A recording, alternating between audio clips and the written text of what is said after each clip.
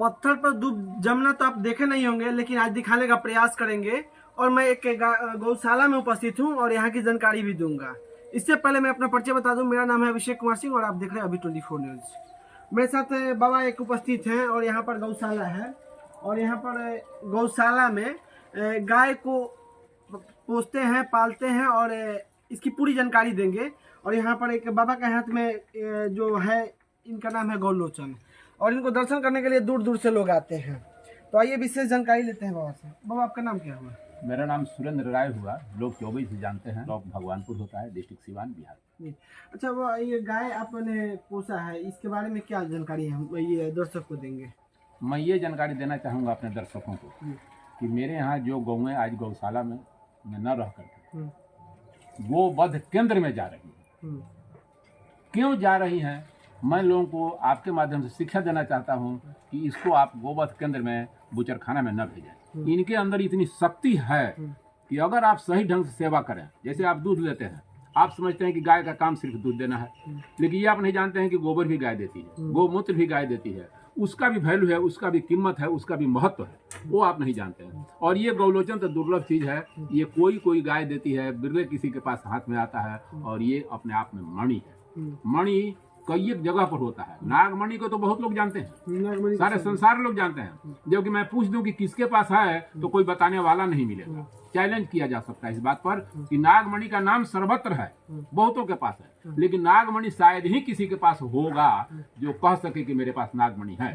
मणि गाय के अंदर भी होता है, हाथी के अंदर भी है, मछली के अंदर भी होता है, सीप के अंदर भी होता है, बांस के अंदर भी होता है। लेने वाले लेते हैं और लेकर उसे लाभ उठाते हैं, सुनने वाले सुनते रह जाते हैं, बैठे रह जाते हैं, उनको कुछ नहीं मिलता। आप सभी मणि का नाम सुने होंगे और मणि एक गाय का मणि हम आपको दिखाने का प्रयास करेंगे। यही मणि है, देख सकते हैं जो मणि है। और यहाँ पर मणि गाय दी हुई है और जानकारी लेते हैं कौन सी गाय दी हुई है। ये गाय आपके सामने है। तो मैं बता दूं कि ये जो गौ माता है, गौ माता का सेवा करना चाहिए और करते भी हैं हम लोग। और देखिए ये गौ माता है और इन्हीं का ये दिया हुआ मणि है और इनका देन है कि आज इतना गाय यहाँ पर उपस्थित है। ये गौशाला जो है इन्हीं का देन है। ये आज मणि भी मिला हुआ है और यहाँ पर काफी लोग आते हैं। खबर भी आप देखे होंगे ट्रेंडिंग में चल रहा है। और उसके अलावा भी यहाँ पर दूर दूर से लोग इस मणि का दर्शन करने आते हैं। अच्छा बाबा, इस गाय को मतलब क्या, कैसे आपके यहाँ आई गाय? ये गाय के लिए तो खास बात है जी। जो हमारा गौशाला शुरू हुआ वह गाय थी जो बुचरखाना जा रही थी। अच्छा। रास्ते से उसको लेकर के अपने पास हम लोग चले आए और हमारे यहाँ आई तो हमारे यहाँ वो गाय बच्चा भी दी, दूध भी दी। और कहा जा सकता है कि 60% इसमें जो भी आप देख रहे हैं गाय बाछा बाछी उसी की देन। उसके बाद ये आई तो उस समय इनका उम्र कितना होगा मैं नहीं कह सकता हूँ, लेकिन हाइट इनका 2.5 फीट से अधिक नहीं था, 2 फीट होगा बहुत होगा तो। और इनके सिर पर इतना बड़ा घाव था कि उसका वजन करीब 8 किलो 10 किलो से कम नहीं होगा घाव का। और उसमें पिल्लू 1-1 इंच के दिखाई देते थे। ये कहाँ है? ये वही गाय है। यही वो गाय। ये किसकी गाय है आज तक पता नहीं चला। ये बाछी के रूप में आई थी। अगल बगल और पड़ोस के विलेज वाले, गांव वाले लोग कहते थे कि मेरे गांव में भी 2-3 दिन से घूम रही थी तो लोगों ने भगा दिया। बगल गांव हमारे यहाँ भी थी। ऐसे सुनने को मिला। होते होते मेरे गांव में आई। यहीं से मेरा लड़का उसको देखा और लड़का मुझसे कहा कि क्या इसको ले आवे? हमने कि जरूर ले आओ जी, दुनिया जिसको तिरस्कार करे उसे तू सत्कार कर लाओ। आया, अड़ोस पड़ोस तो दूर रहे, हमारे संबंधी लोग भी कहते थे कि ये काहे के लिए ला लिया, कैंसर हुआ है इसको, भगाओ जल्दी, घर में कैंसर हो जाएगा और गायों को भी बीमारी हो जाएगी।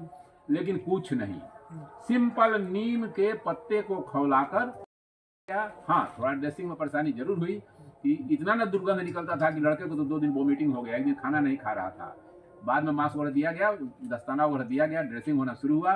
धीरे धीरे इसका ट्यूमर ठीक हो गया, घाव ठीक हो गया। घाव ठीक हो गया तो यही गाय हमारे लिए वरदान बनी। इसके आने से पहले हम बहुत परेशानी में रहते थे। इस गाय को ठीक करने के लिए किसी डॉक्टर की जरूरत नहीं पड़ी? किसी डॉक्टर की नहीं, कोई डॉक्टर नहीं इलाज करता। कोई सुन करके ही कहा जाता था कैंसर है, भागो, इसको अलग हटाओ, इसको भगाओ। हमारे अड़ोस पड़ोस में कहीं रोड पर आती थी तो लोग मार के भगाते थे क्योंकि इसके घाव से दुर्गंध निकलता। लेकिन यहाँ अलग इसका झोपड़ी रख करके इनका सेवा करना शुरू किया गया और सेवा का मेवा कहा गया है, ओरिजिनल जिसको कहा जाए वो दिया। इनके आने से पहले मैं लाखों लाख अलवेज कर्ज में डूबा रहता था इन्हीं लोगों की सेवा करने की। लेकिन ये आई और इनका आना हुआ कि धीरे धीरे कर्ज खत्म हुआ, और कर्ज ही खत्म नहीं हुआ। आज 75,000 80,000 रुपये महीना गौशाला में खर्च है। और कैसे आता है कहें, ये गोमूत्र जो देती है ना, कोई कोई इनके गोमूत्र का कीमत 10-20 हजार दे जाता है। वो ले जाता है तो 10,000 20,000 दे जाता है। बाबा हम सुने हैं कि पूर्वज के मुंह से सुने हुए हैं कि गाय के पेट में सोना होता है, तो हम सुने थे, आज देख भी लिए, क्योंकि 80-85 हजार जो महीना का खर्च है आम बात नहीं है। 1.25 सेर सोना का कैलकुलेशन गलत है। हाँ। 1.25 क्विंटल कहा जाए तो गलत नहीं होगा। हाँ। ये 1.25 मन हम सुने हैं, 1.25 सेर नहीं, हमारे पूर्वज लोगों के मुंह से 1.25 मन सुने हैं। हाँ। और मुझे आज ये पूर्ण विश्वास हो गया है कि सही ढंग से अगर कोई गाय की सेवा करे तो 1.25 मन भी नहीं, वो 1.25 क्विंटल तक सोना ले सकता है, बशर्ते कि पात्र चाहिए। पात्रता के ऊपर डिपेंड करता है कि आप समुद्र के पास जाइएगा चम्मच लेकर के, तो क्या घड़ा भर के लाइएगा? चम्मच भर के लाइएगा। घड़ा जाएगा तो घड़ा भर कर लाएगा। तो ये गौ सेवा में 1.25 सेर नहीं, 1.25 मन नहीं, 1.25 क्विंटल से भी अधिक है, बशर्ते कि लेने वाले पात्र हो। पात्रता का मतलब इनकी सेवा करने वाला जो पात्र होगा, ये क्या क्या दे सकती है, ये तो अपने घर के सामने कोई खड़ा होने नहीं देता था जी। और आज ये निशानी देख लीजिए, ये निशानी है घाव का, पड़ा हुआ है, ऐसा ही निशानी पड़ा हुआ है, सिरे पर था, जैसा सिर है वैसा घाव लटका हुआ। और उसकी सेवा हुई, और क्या हुआ बोल ही दिए। हमको तो टाइम पर 5 लीटर दूध भी देती थी जब बच्चा देती है तो, नहीं तो अभी भी 2, 2.5, 3 लीटर तो देती ही है। बगल में जो बच्चा देख रहे हैं, इन्हीं का दिया हुआ बच्चा है, बाछी है। उधर देख रहे हैं बच्चा, वो साढ़ है, गिर नस्ल का साढ़ इन्होंने दिया है, और गौलोचन भी।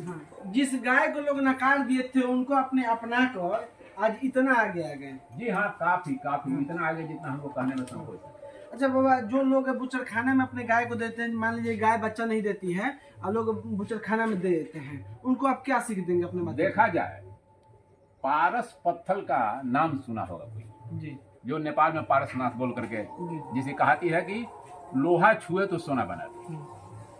वह पारस मणि किसी के पास था, ऐसी कहानी सुनने को मिली, जो सिलवट लोहा के समान से घर में पड़ा हुआ है। अब बहुत गरीब आदमी था, लेकिन एक संत के सामने दुख रोया। संत ने कहा कि अरे तेरे घर तो सोने का पहाड़ है रे। तो उन्होंने कहा कि बाबा क्या कह रहे हैं, हम तो भीख मंगा आदमी हैं, कर्ज में दबे हुए हैं, पैसा नहीं है, चल दिखाते हैं। तो उन्होंने ला करके उसको दिखाया और कहा कि देख, लाओ कोई लोहा का पात्र। लोहा का पात्र स्पर्श कराया गया, वो सोना बन गया। सोना बन गया, तब फिर क्या कहना है, वो पारस पत्थर उसको मिल गया और उससे तो बहुत आगे बढ़ गया। उसी तरीके से ये गाय, और यही गाय नहीं है, कोई भी गाय है, अगर आप गौ की सेवा करेंगे तो बेशक वह पारस पत्थर नहीं, पारस मणि है, जो आपको सोना बना देगी। कितना बनाएगी वो आपके ऊपर निर्भर करता है कि आप कितना उसे ले रहे हैं। गौलोचन भी अभी इधर मीडिया वगैरह में काफी हाईलाइट हुआ है, तो बहुत लोग कमेंट में भेजे हैं कि मेरे पास भी है, मेरे पास भी। लेकिन पहले किसी को पता नहीं इसके था। पहले किसी को पता नहीं था। कमेंट होने से हाँ। जब मीडिया में निकला है तब उनको दिखाई दिया है। मतलब आपका जब खबर चला तब लोगों को पता चला कि गौलोचन हाँ। मेरे पास भी है। इसके हाँ। पहले किसी को इसके को बारे में जानकारी नहीं किसी था। को आज तक नहीं सुना गया है। तो गौलोचन यहाँ से हाईलाइट होना शुरू हुआ है, और मुझे भी शुरू में नहीं मालूम था, बाद में हमको मालूम हुआ। जब हाथ में आया तो समझा, और समझे तो उसका लाभ लिए। 2 गाय, एक पहली गाय जो बुचर खाना में जा रही थी, उसने भी एक गौलोचन दी, ये भी गौलोचन दी। वो पहला वाला गौलोचन जब ये दे दी तो एक हमारे मित्र दिल्ली में हैं, ज्योतिषी हैं, बहुत बड़े ज्योतिषी हैं, उनको मैंने दे दिया। वो मुझे पैसा तो नहीं दिए, 2 रुपया भी नहीं दिए, लेकिन क्रमशः अगर जोड़ा जाए, आज से 8-10 साल पहले उनको मैंने दिया है। उस समय से हमको 1-8 साल के बाद से देना शुरू किए, तो साल में 10,000, 20,000, 50,000 करके हर साल 1 लाख 1.5 लाख रुपया देते हैं, जो 7-8 साल हो गया गाय को गौ खिलाने की के लिए। सेवा के लिए। आप सोच सकते हैं कि क्या दे दिए, क्या कीमत हुआ, इसका महत्व बताएं। मतलब आप बाबा यहाँ पर गौ सेवा करते हैं तो इन लोग का दूध होता है, काफी गाय है आपके पास, तो क्या दूध दही बेचते हैं? बिल्कुल नहीं बेचते हैं। हाँ, तो इतना दूध होता है, हम लोग तो क्या करते हैं? हम खाते हैं, हमारे बाल बच्चे खाते हैं। अधिक होता है तो कोई रोगी आ गया, कोई नीडी आ गया, जरूरतमंद आ गया तो उसको दे दिया गया। पावर 250 ग्राम 500 ग्राम दे दिया गया। और कभी कभी पैसा लिया जाता है? बिल्कुल नहीं, फ्री में दिया जाता है? फ्री में दिया जाता है, खाने के लिए दे दिया जाता है? दे दिया गया। ऐसे अपने मन से उसमें से कुछ लोग हैं जो बिचाली दे देते हैं, कुछ लोग हैं जो भूसा दे देते हैं, वो अलग की बात है। कुछ लोग जो घास मिला करके दे देते हैं, ऐसे भी लोग। लेकिन माँ पैसा नहीं दिया जाता।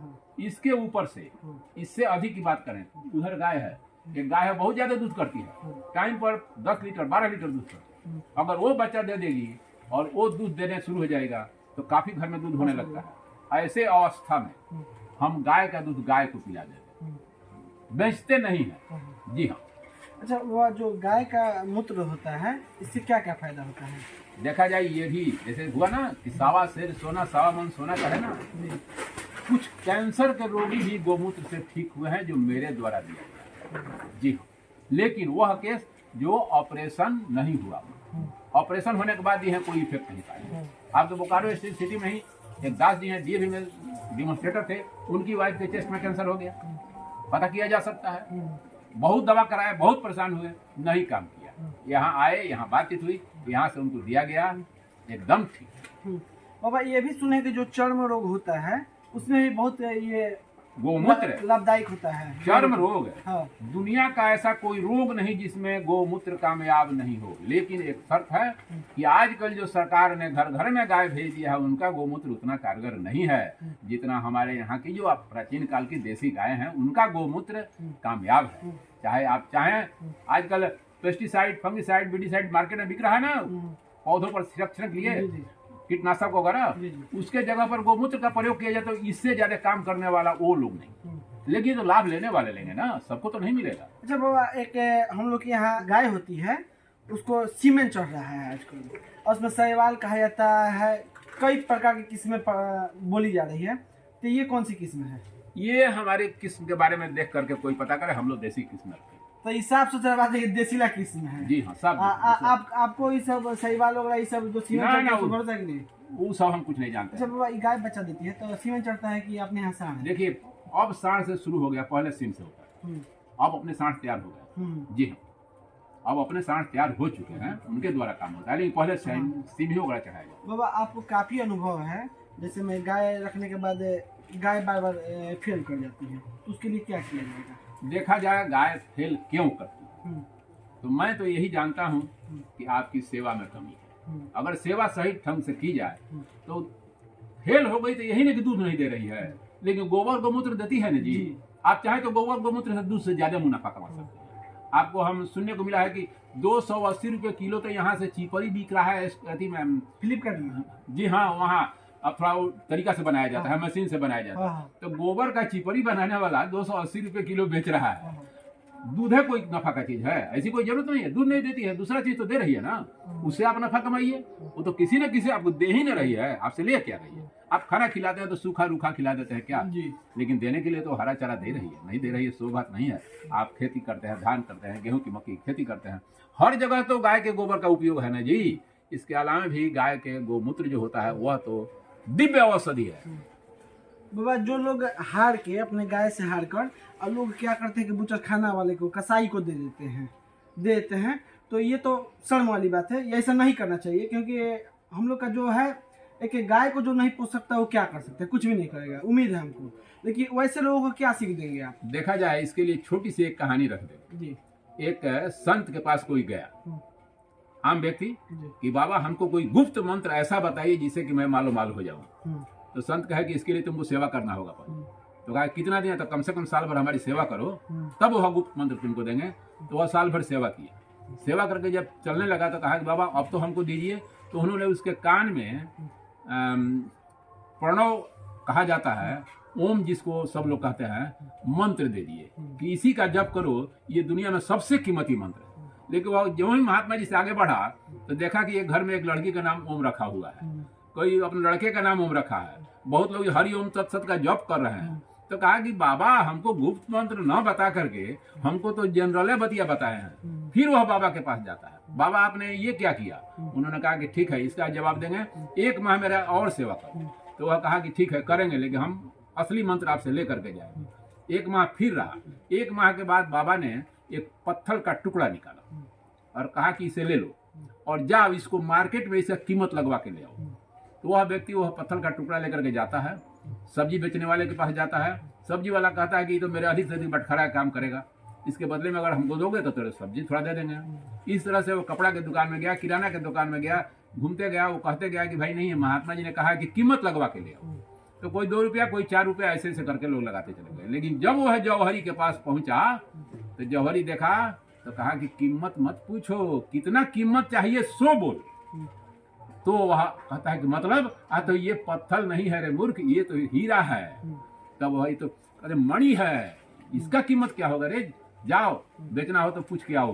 तो पुनः महात्मा के पास आता है, कहा कि वही बात है बाबू, कहने के लिए चीज वही है, लेकिन उसका कीमत वह देगा जो उसको पहचानेगा, जो पहचानेगा वही कीमत देगा। नहीं तो अब हीरा बेचने के लिए जाओगे लोहार के यहाँ, वो कीमत देगा। हीरा बेचने के लिए हलवाहा के पास जाओगे, वो कीमत देगा। हीरा का कीमत जौहर ही देता है। उसी तरीके से ये सब मणि भी है, ये गाय भी वैसे ही है, इनको जौहरी पहचानेगा। बाबा हम आपके यहाँ आए, मेरा व्यवहार कैसा लगा? बहुत अच्छा, बहुत अच्छा। अच्छा, अच्छा व्यवहार लगा तो मुझे दे दीजिएगा गैया। देखिए गाय दे देंगे, पालन कीजिए, गाय देंगे। गाय एक नहीं दे सकते हैं, बहुत दे सकते हैं। भाई वाला गैया? हाँ हाँ दे सकते हैं, हाँ हाँ दे सकते हैं, लेकिन शर्त यही है, इसका जनरेशन बेचना नहीं जी, और इसको मारना नहीं। नहीं बेचेंगे, नहीं मारेंगे। हाँ दे देंगे, ले जाइए, अभी ले जाइए। मनी मणियों दे देंगे, मणियों दे देंगे, लेकिन पहले गौवा की गाय की सेवा करके दिखाइए। लेकिन शर्त वही रहेगा कि गाय को बेचना नहीं है और गाय को मतलब मारना पीटना नहीं है, मारना पीटना नहीं, सेवा करना है। सेवा करना है, दे सकते हैं। तो बाबा का कहना है कि गाय का सेवा करना है तभी गाय देंगे। इनका भी कहना सही है और लोगों को जागरूक होने की जरूरत है, क्योंकि लोग अगर जगेंगे तभी ऐसे गौ माता का रक्षा होगा। ऐसे ऐसे गौ माता का, सभी गौ माता को मेरा चरण स्पर्श है और ऐसे ऐसे लोगों को जागरूक करने की जरूरत है जो गौ माता की सेवा कर सकें। और इस बाबा के लिए मेरे तरफ से धन्यवाद देने के काबिल तो मैं नहीं हूँ, लेकिन आपका आभार जरूर प्रकट करता हूँ कि आप एक अच्छे दिशा में गौ माता को रक्षा कर रहे हैं और सेवा कर रहे हैं और लोगों को जागरूक भी कर रहे हैं। अरे भाई अगर आज हमसे पूछिए तो अब हम गौ माता लोगों की रक्षा नहीं कर रहे हैं, गौ माता लोग मेरी रक्षा कर रहे हैं। हाँ वो तो है, लेकिन पहले आप किए हैं और इन लोगों की ईश्वर की कृपा हुई जो इधर प्रेरणा हुआ। जी हाँ। अच्छा, ये मनी किनने के लिए कोई आता है कि नहीं आते? एक आदमी आया था, बताए थे बहुत पहले, ऐसे 5-7 वर्ष पहले आया था। उस जाति का सुनार था। एक बराती में आया था। उसने कैसे हूँ उसको मालूम हो गया कि इनके पास गौलोचन है, तो वो हमको मंगाया, देखा और बाद में पहले तो 5,000 10,000 बोला, बाद में होते होते हमने 5,60,000 70,000 80,000 तक बोल दिया। हमने कि देख भाई, यहाँ कहने में थोड़ा संकोच नहीं, मैंने उनसे साफ शब्द में कहा कि सुन, तू जाति का सुनार है ना, मैं भूमिहार हूँ। सोना में से मिट्टी नहीं निकलता है, मिट्टी में से सोना निकलता है। क्या उल्लू बनाना चाहते हो? मणि बिक्री होता है, मणि का कीमत होता है। तो अंत में ये कह करके चला गया कि बाबा मेरा पता रख लो, कभी बेचना हो तो जरूर हमसे मिल लेना। लेकिन उसका पता हम काहे के लिए रखें, जब ये हमको कितना दे रहे हैं। अब तो कहीं दिए कि एक दिए हैं तो साल में 1,00,000 1.5 लाख दे रहे हैं, तो आज 8-10 साल हो गया, क्या कीमत हुआ अंदाज कर लीजिए। और मेरा 75,000 80,000 महीना खर्चा है और आज 13 वर्ष हो गए, तो जोड़िए कि कितना पैसा आया होगा, कितना खर्च हुआ होगा। अब इसका कीमत क्या लगाया जाए? तो ये गाय का जो मनी है, मनी का कीमत कोई सोनार 5,60,000 80,000 तक लगाए हुए थे। अब बाबा को पता दे गए, बाबा मन में तो ये आया होगा आपको कि जा तू गाय को कीमत दे। हाँ, मन में क्यों आया? मैंने कह दिया था, बोला तो कि तू क्या इसकी कीमत देगा, जा यहाँ से। तू चला गया। उसके बाद तो खैर हम सब खोज खबर भी नहीं किया, क्या करना है तुझको। हाँ, उसका पता भी फेंक दिया। वो बोला यादों नहीं किए, क्या जरूरत है? बिक्री करना होता ना, बिक्री करना होता तब ना आई। बिक्री के व्यू से नहीं रखे हैं गौ का सेवा करने के लिए। और अब बोले कि लोग बाहर से भी कुछ डोनेट करते हैं। वो बाहर सब वैसे ही चलिए रहा है। हम तो ना नौकरी करते हैं ना बिजनेस करते हैं, हमारे पास तो कोई आय का स्रोत है ही नहीं। और न किसी के सामने मांगने के लिए 2 रुपए जाते हैं। ये भी कोई कह दे कि मांगने के लिए आया हो 2 रुपया, नहीं, ये भी नहीं है। शौक से, स्वेच्छा से लोग देते हैं और जो देते हैं वो हम खर्च कर देते हैं। देख रहे हैं 75,000 80,000 महीना खर्च है, लेकिन चढ़ने के लिए एक मोटरसाइकिल भी नहीं है। वो भी हो जाएगा, हो गया है। सेकंड हैंड एक मोटरसाइकिल आ गई है 11,000 में। जी हाँ, अभी तक साइकिलें पर चढ़ते थे। देख रहे हैं कोठी बिल्डिंग नहीं बना, वो जो रुपया आता हम चाहते कोठी बिल्डिंग में खर्च कर सकते थे। सही बात है, लेकिन मैंने कोठी बिल्डिंग में कोई खर्च नहीं किया। ये देख रहे हैं इन लोगों का इनमें खर्च हुआ है। या अपने लिए देखिए एस्बेस्टस और करकट का लगा हुआ है। गवर्नमेंट की तरफ से बना हुआ 1-2 रूम छत भी है, वो सरकार बनवाया है, इन लोगों के पैसा से नहीं बना। बात साफ। मतलब गौ माता की काफी सेवा करते निस्वार्थ भाव से। बिल्कुल, गौ सेवा करके इनके महत्व को समाज में रखवा देना, लोगों को जागरूक कर देना कि गौ की सेवा करो। बच्चा दे या न दे, करके देखो। कामधेनु सब है, कामधेनु तेरे पास चली जाएगी, सेवा करोगे खुश हो जाएगी तो वह सब कुछ दे देगी। लेकिन भाई सेवा करोगे तब। अब ये नहीं कि दूध के लिए सेवा करेंगे, दूध नहीं देगी तो दे दो बुचर खाना में। जी नहीं, सेवा कीजिए, दिल खोलकर सेवा कीजिए। वो भी आप जब खुश हो जाएंगी तो दिल भर के क्या क्या दे देंगी वो आपको मिलेगा, तो खुद आपको समझ जाएगा। तो ये है यहाँ की सच्चाई और बाबा का भी कहना सही है। और गौ का सेवा करना बहुत ही अच्छी बात है और करना भी चाहिए। देखिए ये गौशाला है और इस गौशाला में है जहाँ पर दूध दही भी नहीं बेचा जाता है, निस्वार्थ भाव से सेवा होता है और इस सेवा को लोग डोनेट भी करते हैं। लोगों का श्रद्धा रहता है। हमने ये भी देखा है कि बड़े बड़े लोग, बड़ी बड़ी कंपनियां बाबा जब नहीं चलती है तो लोग गाय खरीद के अपने कंपनी के आगे बांधते हैं और खिलाते हैं तो उनकी कंपनी भी चलने लगती है। इससे भी बड़ी पता तो हम नहीं अभी दे पाएंगे। गोपालगंज में एक है, आए थे हमारे पास, इक्वा प्रेशर का डॉक्टर हैं, बड़ी अपना दुख मुझसे बताए। मैंने उनको कहा कि सारा दुख दूर हो जाएगा, जाइए गाय की सेवा कीजिए। वो कहे कि भाई गाय मेरे पास नहीं है, तो इच्छा तो हुई कि ये गाय अपने में से दे दे, लेकिन फिर कहे कि यहाँ से गोपालगंज ले जाने में इसको खर्च पड़ेगा, परेशानी होगी। मैंने कहा कि एक काम कीजिए, आपके गांव में गाय है ना, तो गांव में तो बहुत लोगों के पास है, तो एक मुट्ठा हरा चारा किसी तरीके से किसी गाय को खिला दीजिए। ऐसा काम करना उन्होंने शुरू कर दिया। हमारे यहाँ से नेपियर का पौधा भी लगाए कि लगा लेते हैं कि घास नहीं करना पड़ेगा। और आपसे कहेंगे अभी अगर फोन लगावे ना तो 15 मिनट खाली प्रणाम करेंगे। वो एक गाय अब खरीद लिए हैं और गाय का दूध भी नहीं बेचते हैं, दही भी नहीं बेचते हैं, गाय का घी बेचते हैं और उसे घी का कीमत जिस कीमत में वो बेचते हैं, अगर आपको हम बताएं तो आपको विश्वास नहीं होगा। 10,000 रुपए किलो, 15,000 रुपए किलो उनका दूध घी विदेश में भी जा रहा है। आपको 500 ग्राम से अधिक देंगे भी नहीं। अगर लेना है तो उसके लिए आपको एडवांस पैसा भेजना होगा। आज उनकी स्थिति क्या है अब कहा नहीं जा सकता है। बाबा उनका संकट दूर हो गया गाय जब पोषण चालू किए तो। अब तो आप उन्हीं से कहिएगा तो बात करवा देंगे। और काफी आप कृषि के क्षेत्र में बहुत आगे, अपने राज्य स्तरीय देश के लेवल पर आपने पुरस्कृत हुआ है, इस पे क्या कहेंगे? देखा जाए 2005 में 1960 से हम कृषि कार्य में मेरा झुकाव रहा और 2005 बीच का 45 वर्ष का जो था वो बड़ा कष्टमय जीवन था। इतना कष्टमय जीवन था कि उस कष्ट को और वर्णन करे तो आपके पास समय कम पड़ जाएगा। लोगों ने पागल की उपाधि दी, मूर्ख की उपाधि दी, बहुत कुछ कहा, लेकिन 2005 में एकाएक इंटरनेशनल कॉन्फ्रेंस लगा हुआ था दिल्ली में, 32 देश पार्टिसिपेट किया था।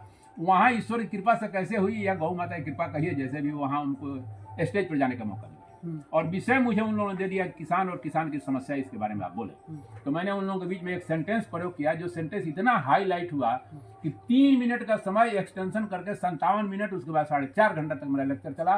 वो सब्जेक्ट यही था कि कोई भी व्यक्ति पढ़ता है, लिखता है या अपने बच्चे को पढ़ाता है, लिखाता है, काहे के लिए? IAS बनाने के लिए, IPS बनाने के लिए, इंजीनियर बनाने के लिए, डॉक्टर बनाने के लिए, डकैत बनाना पसंद करता है, लेकिन किसान बनाने के लिए कोई नहीं पढ़ता है न पढ़ाता है।